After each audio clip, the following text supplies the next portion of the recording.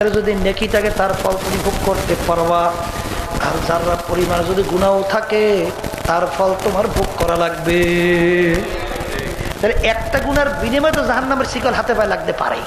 জোরে কারণ পারে কি পারে না?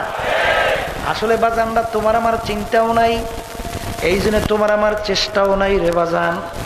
আল্লাহর ওলিদের ইতিহাস পড়লে দেখবেন, সাহাবায়ে কেরামদের ইতিহাস পড়লে দেখবেন তারা নিজেকে নিজে কত ছোট মনে করত। বাজান আবু বকর সিদ্দিক রাদিয়াল্লাহু তাআলা আনহু, নবীদের পরেই যার সম্মান, তিনি আল্লাহু আকবার একদিন বাগানের ভিতরে যাইয়া দেখে পশু ঘাস খাইতে আছে। তিনি পশুকে লক্ষ্য করে বলল, পশু তুই আমার চেয়ে অনেক ভালো, তুই মারা গেলে মাটির সঙ্গে মিল্লা যাবি, আর আমি আবু বকর মানুষ, কিয়ামতের ময়দানে আমার মাওলার সামনে দাঁড়াইয়া হিসাব দেওয়া লাগবে, তুই আমার চেয়ে অনেক ভালো। ওমর ফারুক রাদিয়াল্লাহু তাআলা অর্ধেক দুনিয়ার রাজত্ব করছিলেন, এই বাংলাদেশের মতো প্রায় 200 দেশের রাজা। বাজান তার ইতিহাস পড়লে দেখবেন একদিন আফসোস করে আর বলে, আরে আমি আফসোস রে,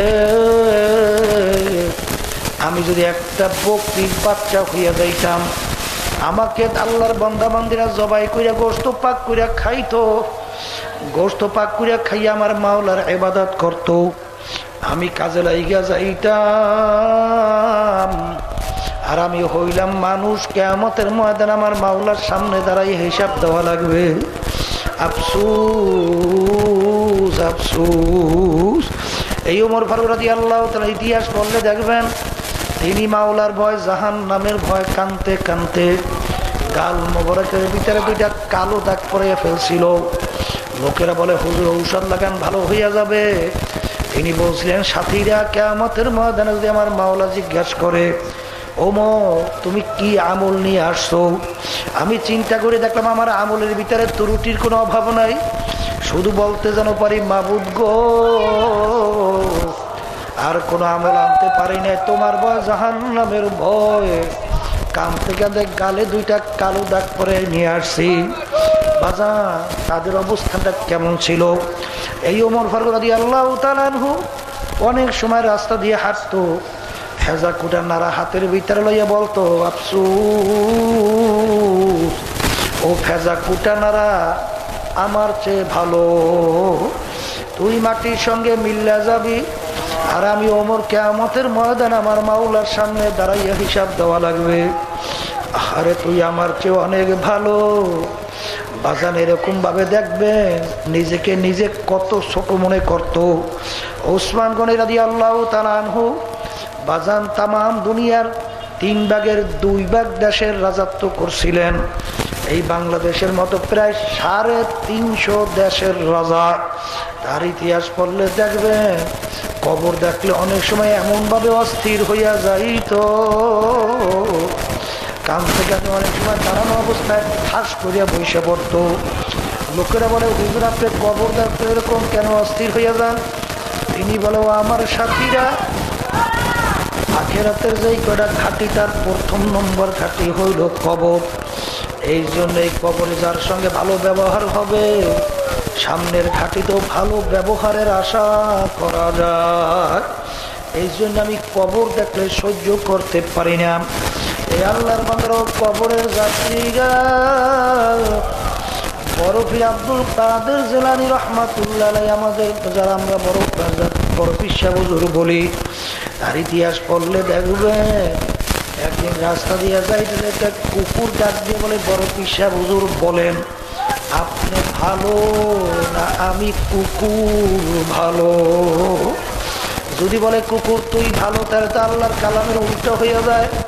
আল্লাহ রাব্বুল আলামিন বলেন, ওয়ালাকাদ কাররামনা বনি আদম, আমি বনি আদমকে সর্বশ্রেষ্ঠ সম্মানিত করে বানাইছি। আর যদি বলে কুকুর তুই খারাপ আমি ভালো, তাইলে তো তার ভিতরে আনানিয়াত চলে আসবে। আনানিয়াত ইবলিস শয়তান প্রায় 80,000 বছর পর্যন্ত ইবাদত করছিল। ইতিহাসের ভিতরে দেখা যায় জমিনের ভিতরে এমন কোনো জায়গা নাই যেখানে ইবলিস সেজদা দেয় নাই। মুআল্লিমুল মালাইকা উপাধি পাইছিল, বাজান আল্লাহর নৈকট্যের ফেরেশতা হয়ে গেছিল। তার ভিতরে একটা রোগ ছিল, আনা খায়রুম মিনহু খালাকতানি মিন নারিন ওয়া খালাকতাহু মিন তিন।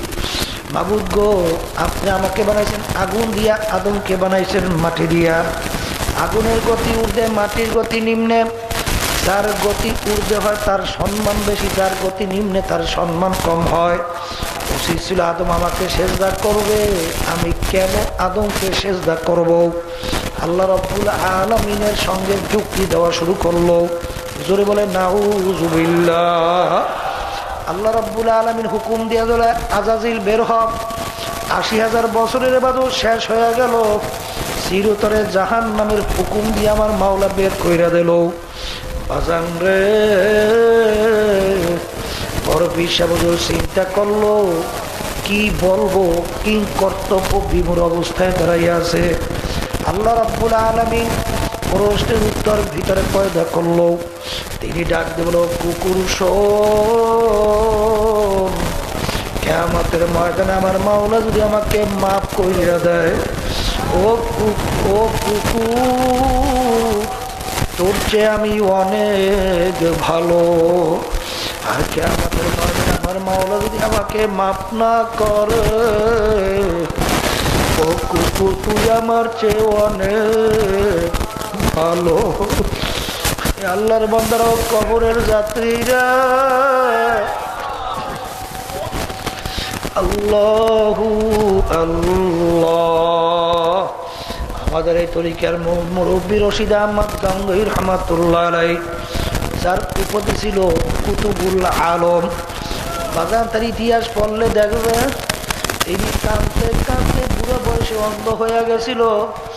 লোকেরা বলে, হুজুর চক্ষু অপারেশন করেন, ভালো হইয়া যাবে। তিনি বলেন, সাথীরা, হাদিসের ভিতরে আসছে কিয়ামতের ময়দানে আমার মাওলা অন্ধের কাছে কোনো প্রশ্ন করবে না। আমি রশিদ আহমদ চাই কিয়ামতের ময়দানে অন্ধ অবস্থায় উঠতে। এ কবরের যাত্রীরা, আল্লাহর বান্দারা, ও পর্দালে মা বোনেরা, বাজান রে, আরে আমার দাদাজানের কথা শুনছি। আমার দাদাজান এন্তেকালের আগে আগে চোখের উপরে বৈশাখ পাশি কবরস্থান, তাকাইয়া তাকাইয়া পোলাফানের মতো ও করিয়া চিল্লাইয়া কান্দে। দুই চোখ দিয়া বাইয়া বাইয়া পানি পড়ে, আর করুণ সুরে আমার মাওলার দিকে ডাক দিয়া দিয়া বলে, মাবুদ গো, তুমি যদি আমাকে মাপ নাই করো, আমি একা কেমনে থাকবো ওই অন্ধকার কবরে। আমার আব্বাজান অনেক সময় ফজরের সময় অন্ধকারের নামাজ পড়তে রওনা করত। হঠাৎ জোরে চিল্লাইয়া পড়তো, দরজা খুলে দেখা গেল আব্বাজান নামাজ পড়তে যায়। সিঁড়ি দিয়া নামি আর গুনগুন গুনগুন করে কান্দে। যাদের জীবনটা আমার মাওলার রাস্তায় কাটাইয়া দিল, তবুও মন মানে না ওই অন্ধকার কবরে একা কেমনে থাকবে। বাজান, যত আল্লাহর ওদের ইতিহাস পড়বেন, তারা নিজেকে নিজে ছোট মনে করিয়া কানতে কানতে কবরে গেছে। বাজান, ভালো বলার শক্তি দুনিয়ার কোনো মানুষের নাই। এই জন্য আল্লামা জিলি রহমাতুল্লাহ আলাইহি লেখছেন, কবরে যাইয়া মাপ পাওয়ার আগ পর্যন্ত নিজেকে নিজে একটা শুয়ারের চেয়ে ভালো মনে করা যায় না। এ কবরের যাত্রীরা, আল্লাহর বান্দারা, পর্দালে মা বোনেরা, আল কেবরু রেদাই, তাকাব্বুরি হইলে আমার মাওলার খাস পোশাক। একমাত্র আমার মাওলা ছাড়া আমি বড় বলার, ভালো বলার ক্ষমতা কারো নাই। যে নাকি আমি বড় ভালো বলবে, সে আমার মাওলার পোশাকটাই না নিজের গায়ে পড়তে চায়, অর্থাৎ তার গুণকে তার মধ্যে আনতে চায়। ওর সে জালেমার দ্বিতীয় দুনিয়ায় থাকতে পারে না। বাজান, এই তাকাব্বুরি অন্তর থেকে দূর করা লাগবে, হিংসা দূর করা লাগবে। হিংসা কাকে বলে? পর উন্নতি দেখে সহ্য করতে না পারা, বাজান রে, হিংসা কইরা তো কোনো